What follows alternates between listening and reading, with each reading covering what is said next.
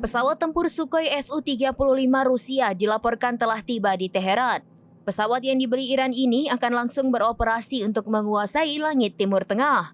Melansir laporan Time of India via Tribun News pada Senin 10 Februari 2025, hadirnya pesawat Su-35 Super Flanker ini menjadi langkah membentuk kembali keseimbangan militer di Timur Tengah. Kehadiran Sukhoi yang diperbaharui dari model lama Su-35 ini juga sebagai dukungan Presiden Rusia Vladimir Putin pada Iran.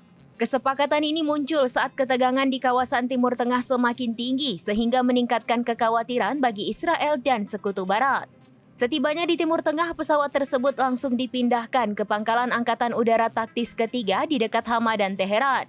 Sebelumnya, Komandan IRGC Ali Shadmani menuturkan bahwa pasukannya memang sudah sepakat membeli jet Rusia tersebut. Awal bulan Februari ini, Iran dan Rusia juga secara resmi menandatangani perjanjian kemitraan soal kerjasama teknis dan militer.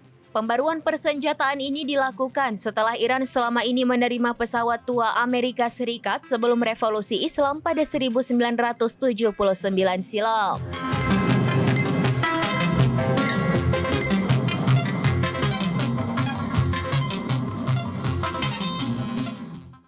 Download Tribun X sekarang, menghadirkan lokal menjadi Indonesia.